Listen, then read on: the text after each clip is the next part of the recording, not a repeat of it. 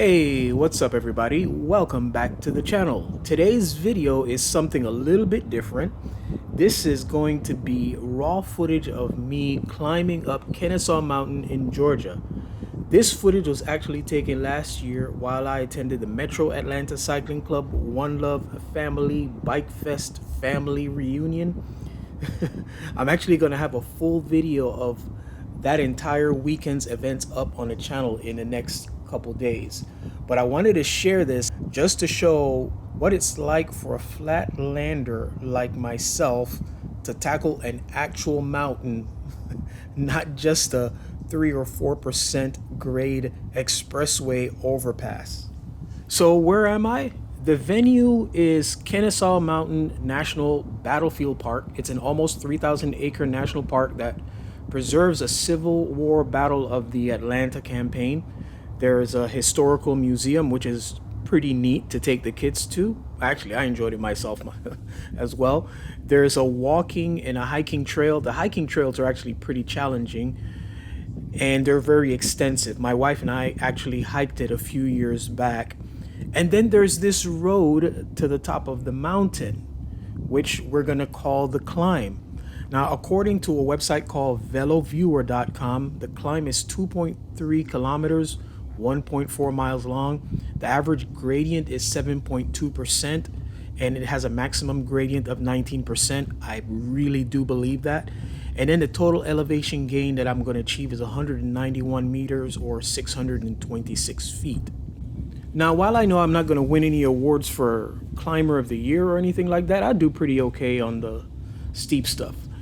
But I did do this climb cold, which means that I got out of my car, I got on the bike, and I started riding. I prefer to climb after a warm-up to kind of like get my system regulated, spin my legs up a little bit. But I was a little bit pressed for time, so there was no spin-up or warm-up. In fact, I'm warming up on the climb. My original plan was to do a few reps, meaning go up and down the climb a few times. But I actually ended up getting a late start and I was having breakfast with my wife. But I was happy with the one rep that I got. Certainly the second and the third rep, if I had an opportunity to do it, would have been faster and a little bit more fluid.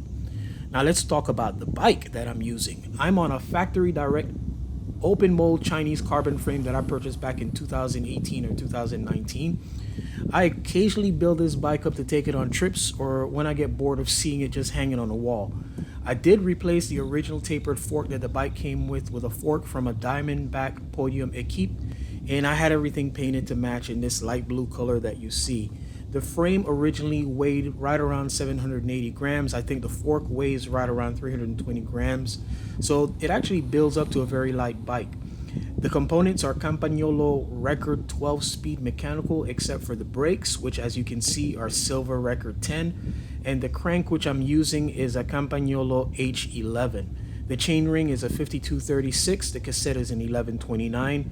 The wheel set is my Mavic Cerium Anniversary with Pirelli P0 Velos, 28 millimeters in the back, 25 millimeters in the front.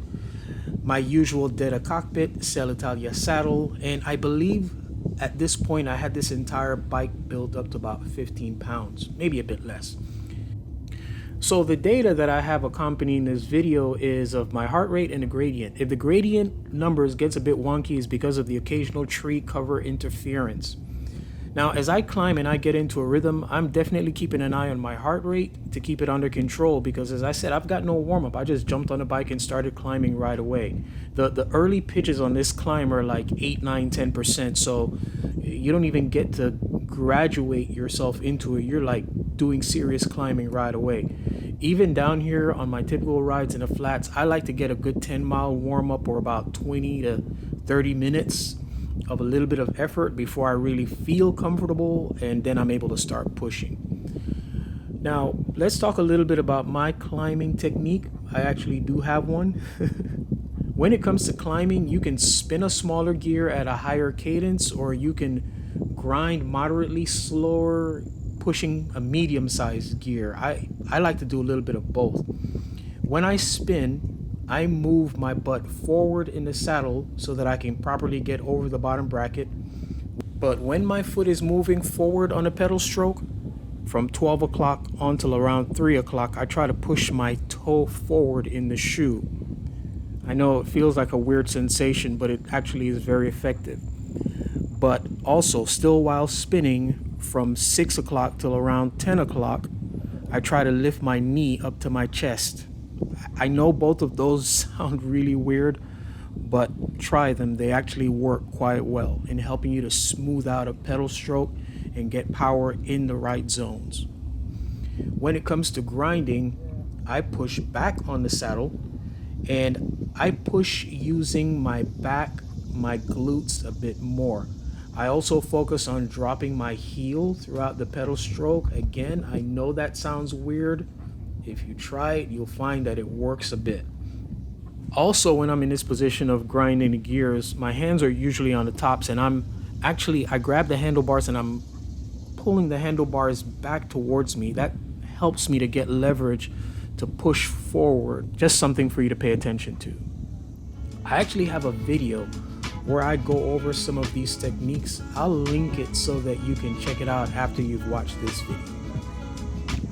But what are your climbing techniques? If you've got methods that you would like to share or things that work for you, please jump into the comments section and share it with the community. We'd really love to hear your experience with climbing.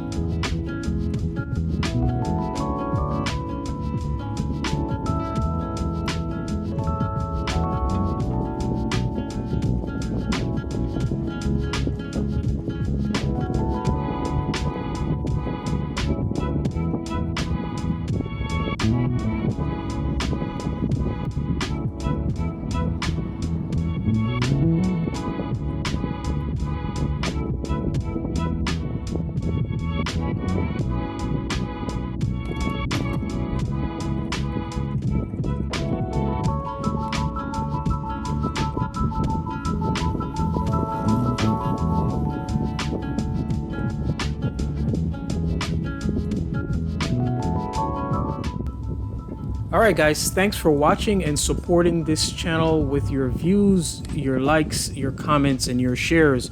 As always, our aim here at the channel is to inform, instruct, inspire. Be blessed.